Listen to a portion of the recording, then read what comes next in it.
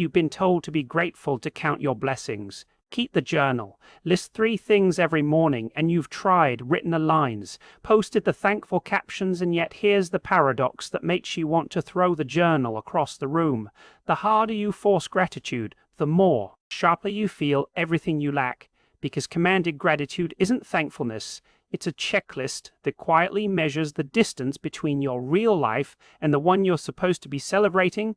So you end up guilty for not being grateful enough, anxious that the practice isn't working, and quietly resentful at the pressure to perform abundance when your actual world feels heavy.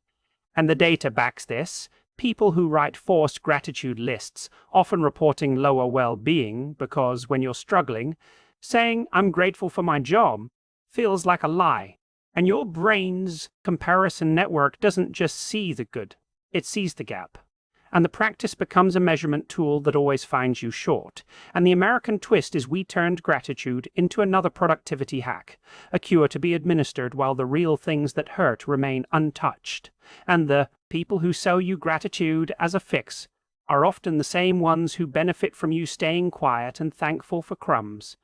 But the reversal that only really lands when you stop performing gratitude is that the most genuinely thankful Americans are the ones who let themselves be ungrateful first, who raged and mourned and named what was wrong without apology, and only after that real grief did gratitude sometimes arrive uninvited, like the first warm sun after a long winter, not because they wrote it down, but because their skin felt it. And I need to tell you about Tanya, who was drowning in gratitude culture, her therapist insisting she list 3 things, and she did and felt worse, a fraud, until she stopped writing and started screaming into a pillow about her dead-end job and her cheating ex and her mother's illness, screaming for weeks. And then one morning she made coffee, sat on her balcony, and noticed the sun, not because she was supposed to, but because it was there, and a small, real thank you rose that wasn't forced, it just emerged. And she never kept another journal. She told me the journal was a cage.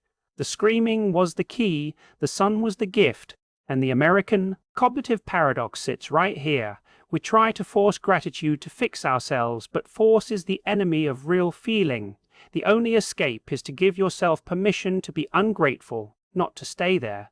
To pass through and understand that gratitude isn't a discipline, it's a visitor you can't schedule, you can only leave the door open. And right now your brain might want to defend the practice, but ask yourself if the same 3 things ever feel like a chore, if you've ever felt pressure to be thankful when you weren't, and if so, you may be practicing compliance, not gratitude. And if the impulse just flickered to send this to someone whose grateful captions seem like a mask, that's not about me. Is the recognition that the performance isn't their fault, and that the first honest emotion you've allowed in years might be the one you're feeling right now without trying to change it. The question from the beginning, why does forced gratitude make us feel worse, has an answer that a second viewing fully reveals. You cannot command the heart.